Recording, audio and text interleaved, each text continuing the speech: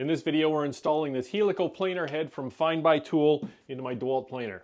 This is the DeWalt DW735. It's one of the most well-known hobbyist, homeowner-oriented woodworking planers out there.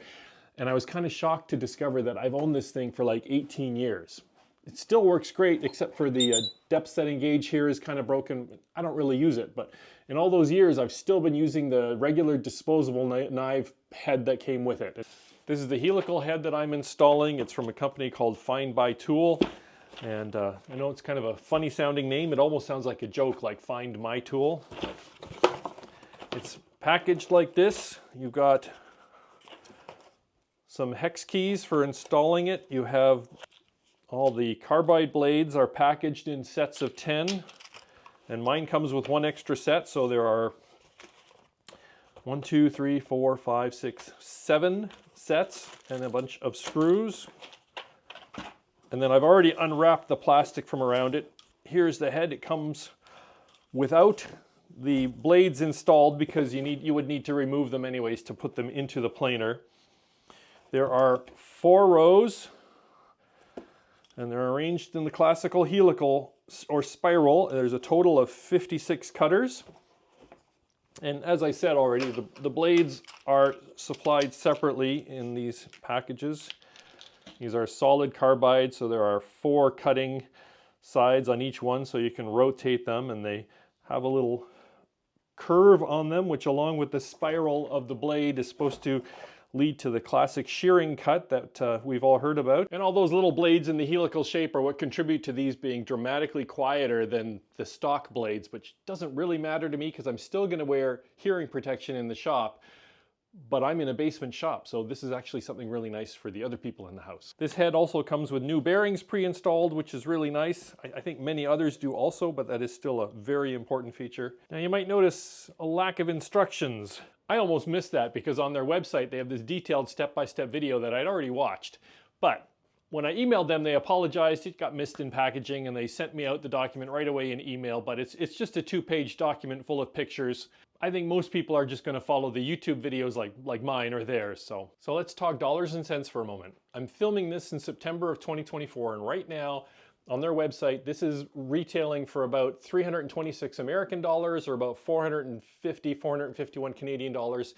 This comes from overseas, so I mean the currency fluctuates day by day with the exchange rate. That's not nothing, of course. These are a precision sort of thing that's built and designed for these tools. They've always been kind of pricey, but still, that's like $100 to $200 cheaper than the other ones that I've seen on the market right now as of September 2024. And yeah, I'll have links to all of this below the video. This is the tool assortment that I use for doing my conversion. First and foremost is the DeWalt tool that comes with your planer for removing the cover and several other parts. As well as that, you're going to want a 5mm hex set, a small Phillips screwdriver, very important to have some snap ring pliers.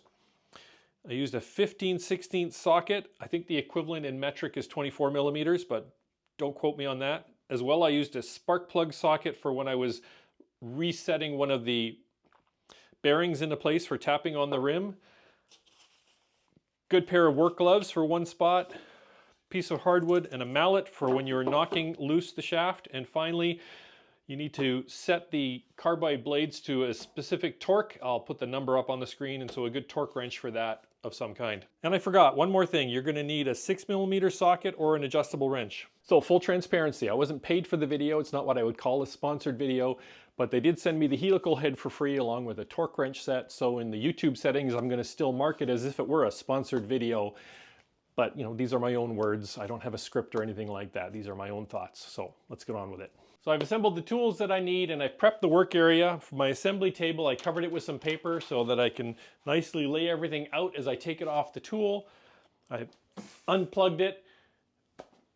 And of course, got an iPad so I can look at their instruction video, and also I've got the PDF of their instructions that I can refer to as I'm going. And I've got plenty of time, so I don't need to rush. Let's just take it easy and let's get through this. Starting familiar territory, we take off the top, and then we will take off the dust shroud, and we will take off the blades that I just installed. Anybody want some blades that have like maybe 10 minutes of use on them?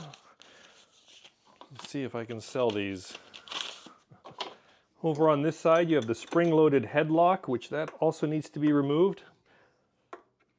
There's a spring under it, so you want to be careful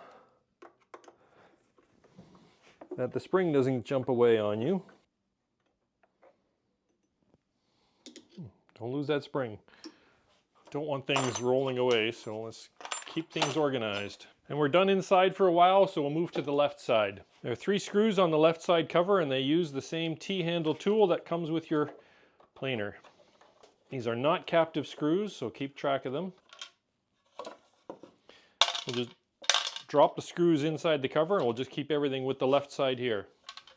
Next step is to remove the chain, and there's 2 snap rings on there. So there's one tool I had to buy, is a snap ring plier. Squeeze, and off comes the ring. There's 2 kinds of snap ring pliers. Some of them you squeeze them and they close, and some of them you squeeze them and they open, so that you can spread snap rings or you can tighten up snap rings. And that one just went flying. Luckily I found it. There's a spring here. We'll take that spring off. And my understanding is we're supposed to be able to just loosen this now, but it is pretty tight. Oh, there we go. That one's coming. You want to try to keep them together. There. Comes off as one. Keep them pinched together. 5mm hex key to loosen these 3 bolts that are holding in the gear box.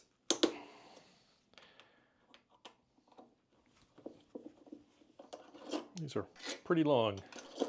And you're supposed to just turn it a bit. We're not taking it all the way out. We're just sort of putting it aside here. There's another snap ring in here, and this time we need the snap ring that pinches in to get it out of the inside spot. Okay, I think I got it. Squeeze it in. There we go. That's covered in grease. Be careful what you do with it. Then we're going to move from the left side to the right side. Let me just sort of slide it here so it's more convenient. Start with the handle. And I would just put the screw right back in so you don't misplace it. 4 more screws, again with the DeWalt tool. Take off this side cover. And again, just drop the screws right in it to keep track of it. And we have another chain here. It's looking a little dusty. I'm going to vacuum that off first. Like on the other side, there's a tension spring, which we just want to take off. That stays attached, and now this arm is loose. And these need to come off. There we go. Again with the DeWalt tool. And again, I'm taking both of them off, and I'm keeping them pinched together so that they are still mounted on the chain. This idler pulley is on with a Phillips.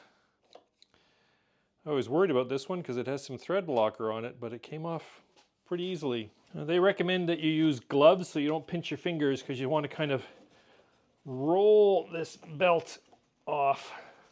Oh, and I see what they mean. Let me use. This is tricky. Wait, sorry.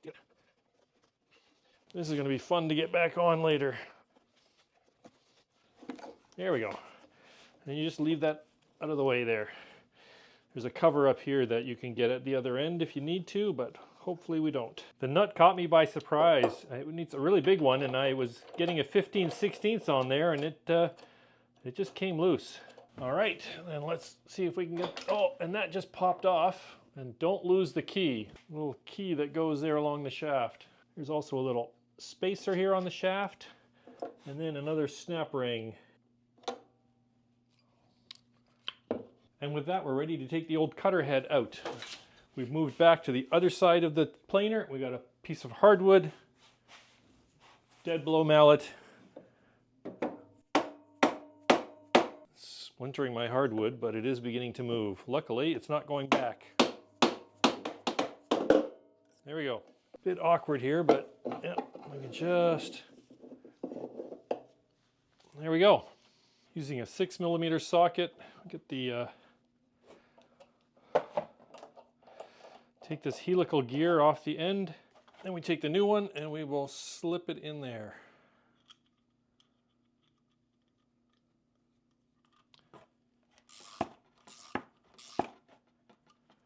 And just like that, we're ready to start putting the new one in. I don't even think that was an hour. Half an hour? Of course, I'm filming, so it slows me down. So one little tip I picked up is to reach your finger into the gearbox, because there's a whole bunch of grease there. And we will use that to grease the opening before we put the new one in. It helps the bearings slide into place.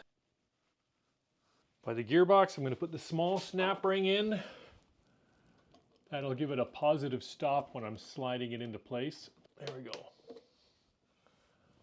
Make sure that's in its proper position. Yep. Starting on the right side, you put the smaller bearing with the gear. That goes in.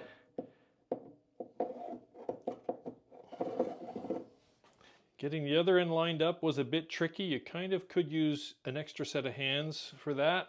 I found that a spark plug socket actually fits nicely over this and goes on the inner part of the bearing.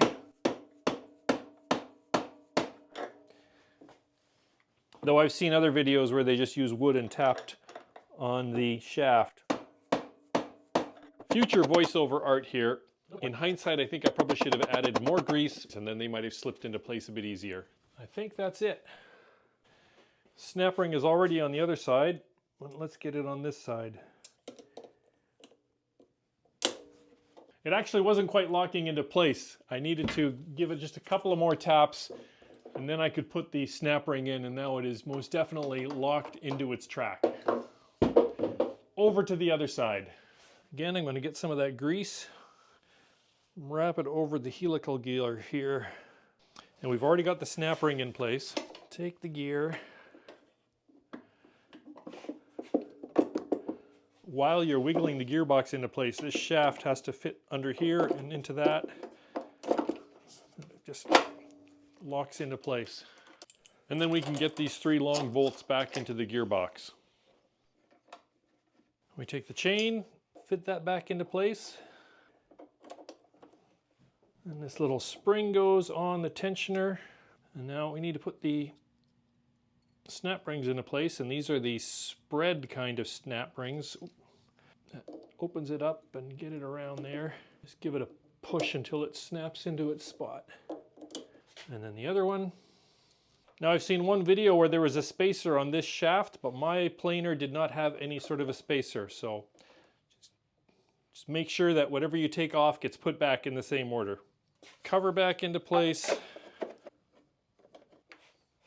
And I checked my table where I had all my parts for the left side, and there's nothing there, so that's good. Now over on the right side, I've already got the snap ring installed. So we put the spacer back on. We put the little key back into the keyway. The pulley, line that up with the key. Now the original head had this nut, and the helical head comes with this huge nut, and I first put on the big nut, but it just seems too big, so I'm inclined to put the original nut back on. That fits in there nicely. Need to put a piece of wood in to stop it from spinning while you tighten this. I got my gloves back on, and let's see if we can get this belt on here. First little bit is the trick, I think. Oh, hang on. I can see that it's not properly on the other end. Use the DeWalt tool to open up this access port.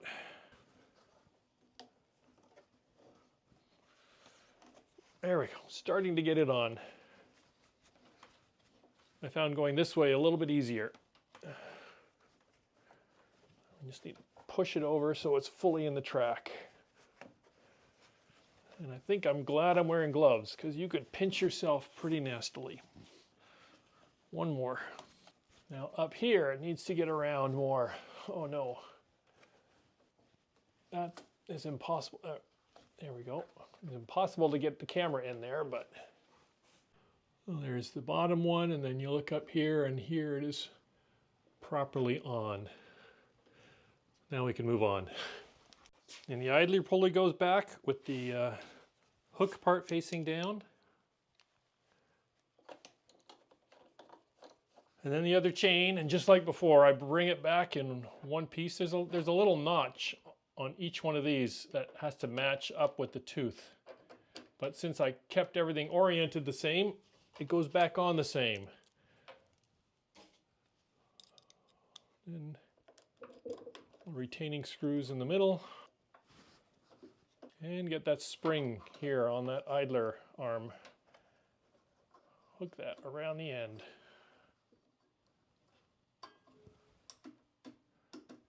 fits nicely into place there. And then we got the dust cover.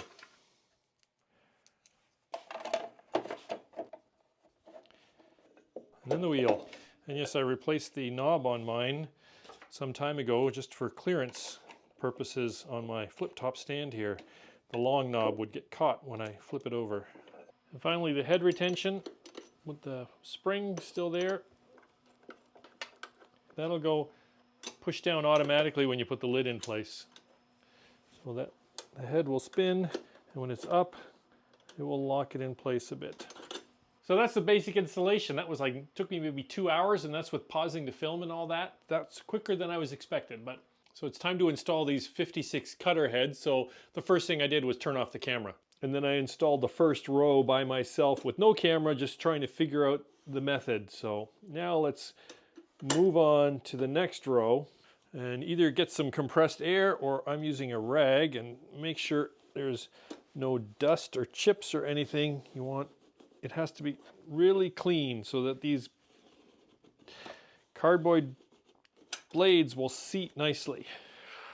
Then I take their included tool, I grab the screw and I mount it already on it, and then I'm holding that with my finger, grab the cardboard blade and put it onto the screw, bring it in and put it in its place. Just as it gets to the end, just give it a little wiggle to make sure it is nicely seated. Then you repeat that with the next one. And remember, each of the carbide blades is numbered, so you want to make sure they are oriented the same way. So I'm starting all of mine with the little dot right there. And once I have the whole row done, then I will come back and torque them all. I have this 1/4" drive torque wrench that was also provided by Findbuytool, and it has a T20 tip in it, and it is set to 6 Newton meters. And I will just work my way down. It is a little awkward because of the helical shape. You just have to work with that as you're going down.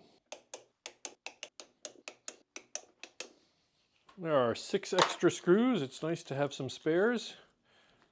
There's also 4 extra blades, or if you bought the kit that comes with 10 extra, then there's another pack of 10. So I've got 14 extra blades. It's just in case something gets nicked or whatnot. And the dust cover. First time turning it on.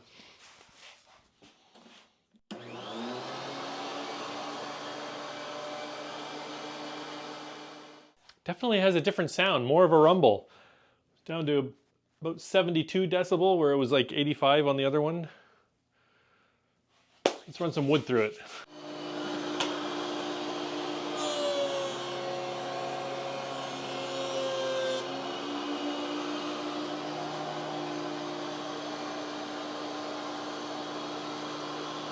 So I just grabbed an old oak drawer face that I had salvaged and I just ran it through. This is like really my first cut, and I thought, you know, maybe one of the blades I might have got wrong or something, but this feels perfectly fine, and I'm comparing it to some of the pieces I ran earlier. I'll get to the testing in a moment, and it feels good. So I want to do some testing and comparison of the new head to the old head, so I filmed this part before I did the upgrade. I've never replaced the blades on any sort of a schedule. I just swap them out when they feel dull. And so the blades that I actually have in my planer they're not new. I'd say they're fine. At least I think the cut's been okay. I haven't felt any real urge to replace them recently. But as I was getting ready for this, I discovered that I happen to have a brand new set of blades in the drawer. So I'm going to sacrifice those and put them in the install them into the planer now so that I can do testing with a brand new set of straight planer blades for my befores. I say sacrifice because now I can't sell them as new. Wow, that's full of sawdust. Brand new third-party blade.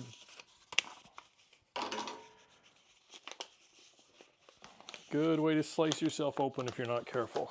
Just seems wrong to be putting a brand new blade in when I'm just going to turn around and take it out again.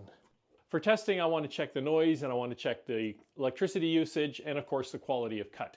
Quality of cut's going to be a subjective thing, and I can't really give it to you through the screen. You're going to have to trust my touch, but the other ones I can write some numbers down. For power consumption, I've got a kilowatt meter where the planer is plugged in and I've got it set to register the watts in use. For measuring audio, I just have a simple decibel meter on my phone that I have put here on a tripod, and it's about, you know, a yard or a meter away from the planer.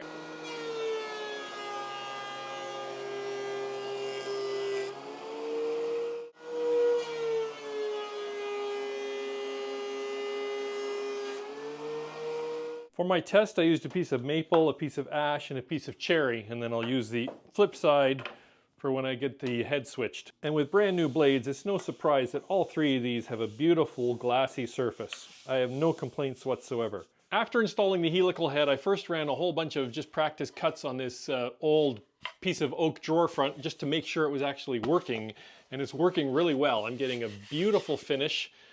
I'm not even getting, like, I've heard you might get like a little scalloping finish, but this feels perfectly flat to my hand. So anyways, let's now do the same tests that we did beforehand with the maple, ash, and cherry. I've got the planer plugged into the kilowatt again so we can compare the wattage. I've got my little audio meter here on my phone so we can compare the decibels, and yeah, we're going to compare the finish too. So let's run some boards and have a look at things.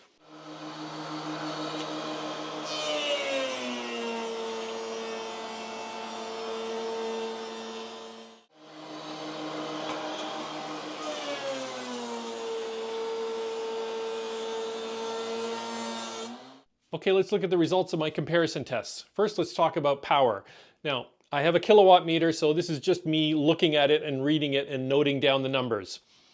First, with the old planer head in there, I would get around 900, 950 watts of usage when there's no load on the planer, when it's just coasting.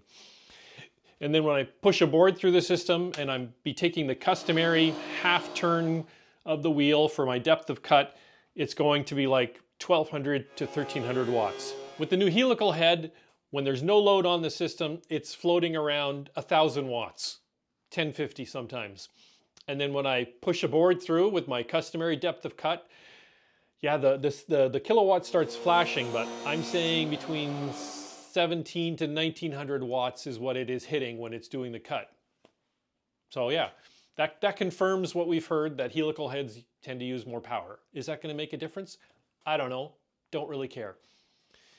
Decibels. This I found interesting. Again, I just have this little meter on my phone. That's all I had. I don't have a professional decibel meter. And on the old system, I'm getting somewhere around 82 to 85 decibels, regardless of what I'm doing. In fact, when the machine has no load, it's sort of a high-pitched sound. When you're pushing a board through, then it sort of gets to more of a low growly sound, and that seemed to affect the meter on my phone, because it would actually dip in decibels when I was actually planing. So yeah, about 85 decibels. The new helical head, about 75, and it will do the same sort of weird dip on my on the meter. So basically about 10 decibels quieter. And I still use a dust collector. I'm still going to use hearing protection, but it is still nice that it is 10 decibels lower. Quality of cut. The maple, the cherry, the ash, these all had beautiful cuts before with the straight blades, because that was a brand new set of blades.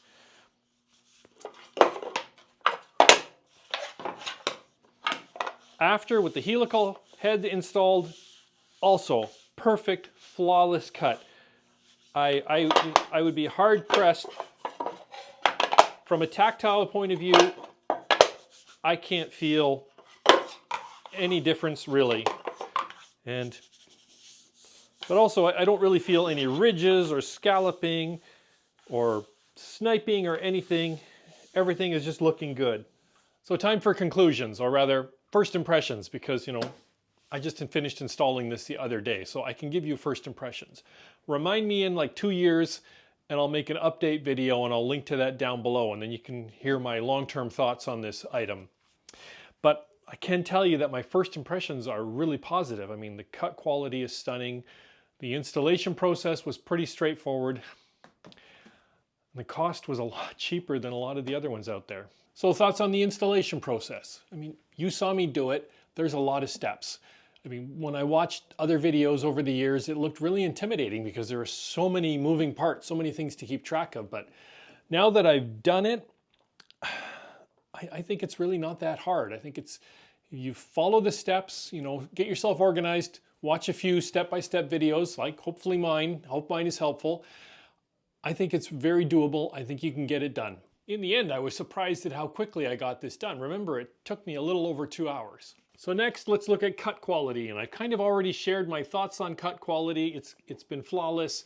The question is how long is this going to last? And I've read on several different websites out there that these carbide heads are supposed to last 40 times longer. And that's why we do this. That we don't have to change the blades as often, and that if you do get a little damage in one, you can just change the one blade instead of having to change the whole head. The cut quality is flawless so far, and I'm counting on those promises of 40 times longer. So now the big question, is it worth it? And that's a hard one to answer because, you know, we all have different means and different priorities for our time and for our money. So I thought, let's take a look at my situation. As I said earlier in the video, I've owned this thing for 18 years. And over those 18 years, I've bought a lot of sets of disposable blades. But I don't really know how many. But I do know how much they cost. And they cost somewhere between $40 to $75 a set, depending on whether I buy name brand or no name brand, and of course inflation and all that. So if I buy a set of blades about once a year, and for me, I'd guess I do about once a year as a hobbyist with the amount of wood that I put through this thing, then over those 18 years, I've spent somewhere between $700 to $1,300 or more dollars on disposable blades. So how often do you replace blades? Once a year? Twice a year? Once every 2 years? Do the math, figure it out, and you'll be able to know how quickly you'll recoup the cost of something like this. Okay guys, that's it for this one. As always, thanks for stopping by. I hope you learned something. And big thanks to Findbuytool for supplying the torque wrench and the helical head for this project. And we'll see you on the next one.